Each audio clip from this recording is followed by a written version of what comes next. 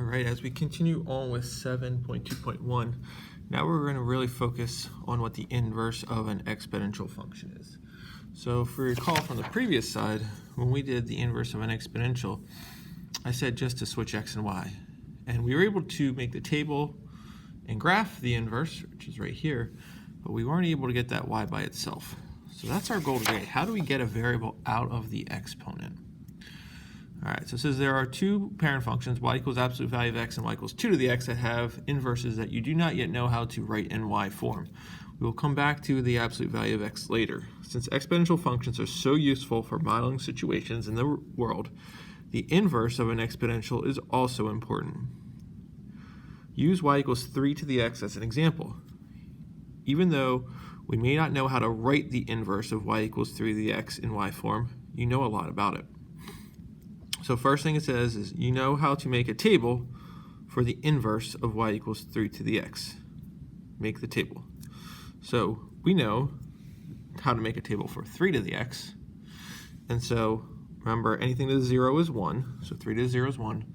3 to the first is 3. 3 squared is 9. And if I'm doing 3 to the negative first, it will become 1 over 3. And if I'm going to do 3 to the negative second, that become 1 over 3 to the second, or 1/9.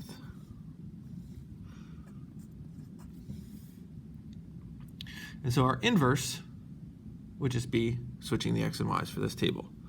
So I'd have 1/9, negative 2, 1/3, negative 1, 1, 0, 3, 1, and 9, 2. So you also know what the graph of the inverse looks like. Plot the inverse table to make a graph. So since we have the table, all we have to do is plot the points. So 1/9, negative 2, 1/3, negative 1, 1, 0, 3, 1, and then 9, 2.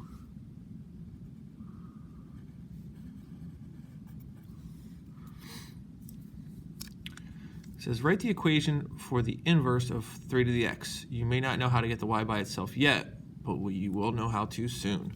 So right now, all I'm going to do is switch my x and my y.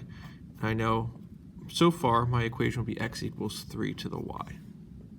Very soon, we will learn how to get this y out of the exponent. How exciting. So to help us do that, we're going to look at this ancient puzzle here.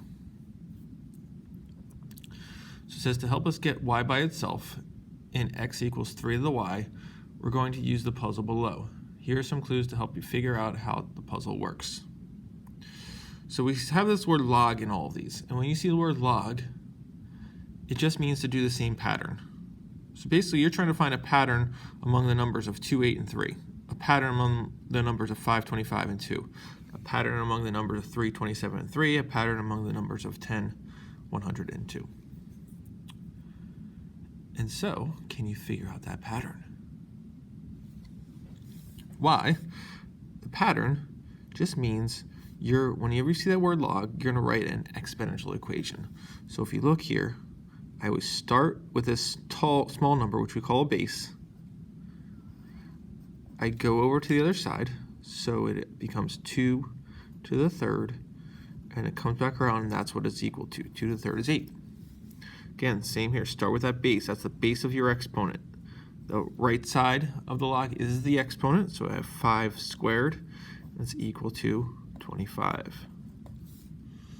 The base of that log is the base of our exponent. The number by itself is the exponent, and then we have it equal to the answer, 27. 3 to the third is 27. And this one, 10 squared, is 100. So that's the pattern. Anytime you see that word log, you're gonna write it as an exponential. The small number will be the base of the log. The base of the log, the small number, is what we call the base of the exponent. What the log's equal to is the exponent, and then this is your answer. So it says use the clues to find the missing pieces of the puzzle below. Well, I'm going to rewrite it as 2 to the question mark equals 8. So that would be 3. Here it would be 2 to the question mark equals 32. So 2 times 2 is 4, times 2 is 8, times 2 is 16, times 2 is 32. That'd be 5.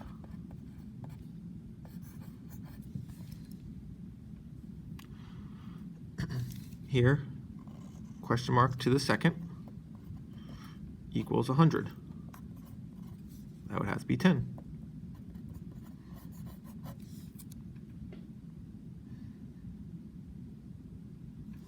All right, you can fill out the rest of these, hopefully, looking at that same pattern now. And finally, now we see the pattern in the log puzzle. We'll finish these. 5 to the third is equal to question mark. So question mark is 125. Here I have question mark to the fourth is equal to 81, and that would be 3.